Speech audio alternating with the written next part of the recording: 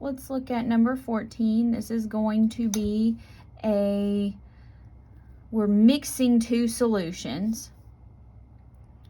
And these are going to be our products.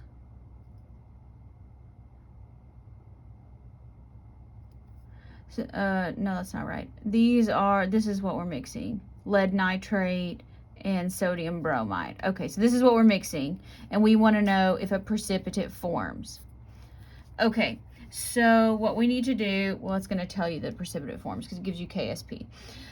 But we're going to start this from the process. So think way back to when we did solutions and solubility in Gen Chem 1. So what we need to do first is we need to write an equation for what we're mixing.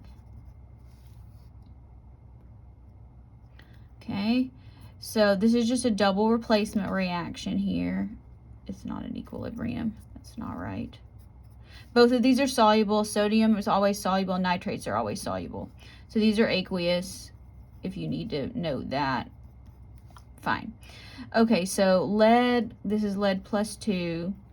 So that's going to be PbBr2. And sodium, that's plus 1. Nitrate is minus 1. We need to balance this. 2 and 2. Okay, now it's balanced. All right, so these are our potential products. Sodiums and nitrates, always soluble. This is our precipitate. These were our potential products. This one's soluble, so we don't observe it. This is going to fall out of solution. Maybe. We're gonna find out if it's going to form. So this is the one that might form. So what we need to do is we need to form here. We need to write the dissociation equation of our potential product.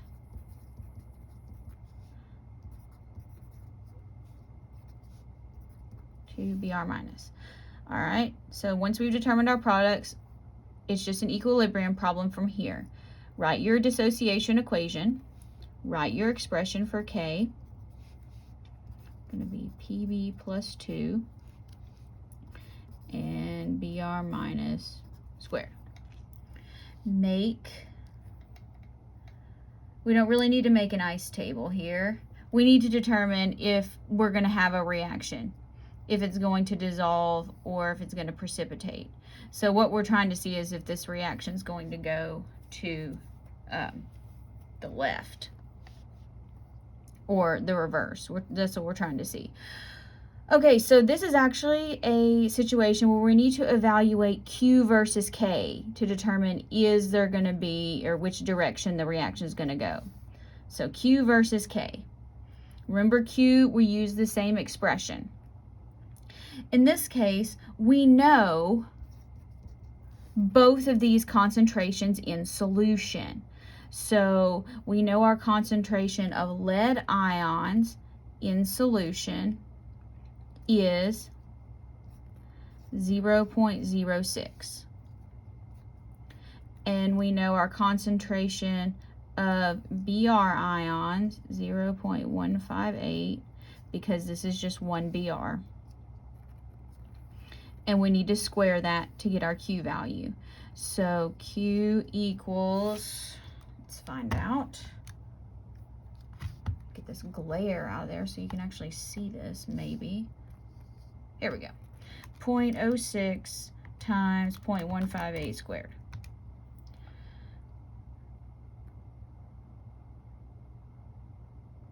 That's not right. I didn't get the decimal. Times 0.158 squared. I was like, that's really large. And I still forgot a 0. Man, y'all gotta watch me on this. I can't copy things right. 0.0158. Jeez.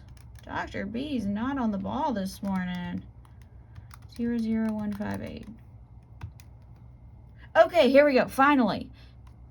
She gets it correct. 1.5 times 10 to the minus 7. That's what Q is, and we know what KSP is.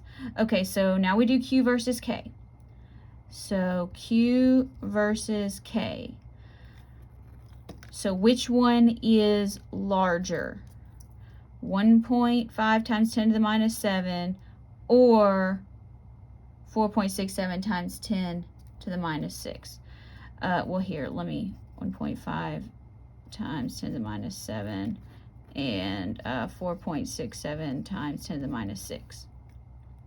So KSP is greater. So what this means is you have to have a concentration greater than this in order to get a precipitate, and it's not. So even though solubility rules say this is not soluble, in this case, we are not going to see a precipitate form. So no precipitate is going to form. And so, quick refresher, the rules are when Q is less than KSP, you get no precipitate. When Q equals KSP, this is a fully saturated solution, so you still see no precipitate. So this is at equilibrium, and we call this a saturated solution. Saturated. And only when Q is greater than KSP do you see a precipitate form. So Q must be greater than KSP for a precipitate to form.